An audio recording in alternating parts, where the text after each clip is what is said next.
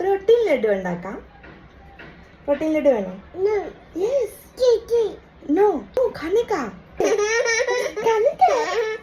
ഇവിടെ വിൻ്റർ ആയിക്കഴിഞ്ഞാൽ എല്ലാ വീടുകളിലും ഉണ്ടാക്കുന്ന ഒരു ലഡു ആണ് കേട്ടോ പ്രോട്ടീൻ ലഡു.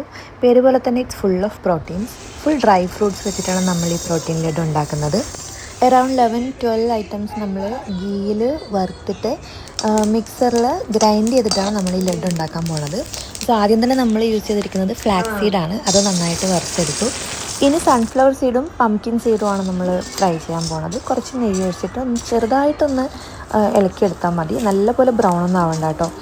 എല്ലാം നമ്മൾ ഈ ഒരു കണക്കിൽ തന്നെയാണ് ഫ്രൈ ചെയ്തെടുക്കേണ്ടത്.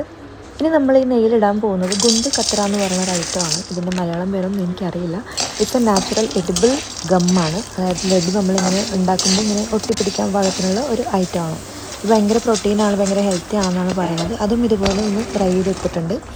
ഇനി വാൽനട്ട് ഒന്ന് ഫ്രൈ ചെയ്തെടുക്കാം. അതിലോട്ടും കുറച്ച് നെയ്യ് അങ്ങനെ തൂവി കൊടുക്കണം. അപ്പോൾ അതും റെഡി ആയിട്ടുണ്ട്. ഇനി നമ്മൾ ഇടാൻ പോകുന്നത് കുറച്ച് കാഷ്യൂസാണ്. അതും നല്ല ബ്രൗൺ ആവുന്നത്. ചെറുതായിട്ടൊന്ന് ബ്രൗൺ ആയി കഴിയുമ്പോഴത്തേക്കും നമുക്കത് എടുത്ത് മാറ്റിയിടാം. പിന്നെ പിസ്തയാണ് ഇടുന്നത്. പിസ്തയും ഇതുപോലെ കുറച്ച് നെയ്യ് ഒഴിച്ചിട്ട് ഒരു മീഡിയം റേഞ്ചിൽ ചെയ്താൽ മതി, അത്രയേ ഉള്ളൂ. പിന്നെ നമ്മളതിലിടാൻ പോകുന്നത് ബദാമാണ്, ആൽമണ്ട്സ്.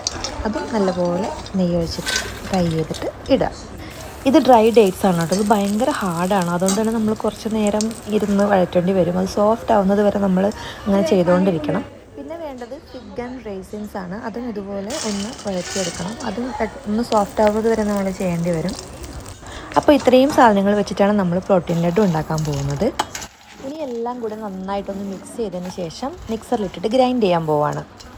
ഡ്രൈ ഫ്രൂട്ട്സിൻ്റെ കൂടെ നമ്മൾ ഇട്ടിരിക്കുന്ന എഡിബിൾ ഗമ്മും റേസിൻസും ഫിഗ് ആൻഡ് ഡ്രൈ ഡേറ്റ്സ് ഇതെല്ലാം കൂടി ആകുമ്പോഴത്തേക്കും നല്ലൊരു ടെക്സ്ചറായിരിക്കും നമുക്ക് കിട്ടുക.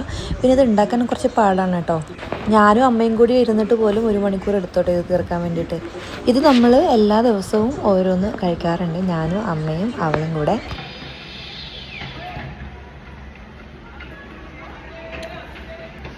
ഷുഗറായിട്ടൊന്നും ഇതിൽ ആഡ് ചെയ്തിട്ടില്ല. എല്ലാം നാച്ചുറലായിട്ടുള്ള സ്വീറ്റ്നെസ്സാണ്. നല്ല ടേസ്റ്റാണ്. കുട്ടികൾക്ക് ഭയങ്കര ഇഷ്ടമാവും. അവർക്ക് ഞാൻ എന്നും കൊടുക്കാറുണ്ട്. ഓരോന്നും പെട്ടെന്നൊക്കെ ഈ ഷുഗർ ക്രാവിങ് ഒക്കെ വരാറില്ലേ, അപ്പോഴൊക്കെ കഴിക്കാൻ പറ്റിയൊരു ഐറ്റമാണ് കേട്ടോ.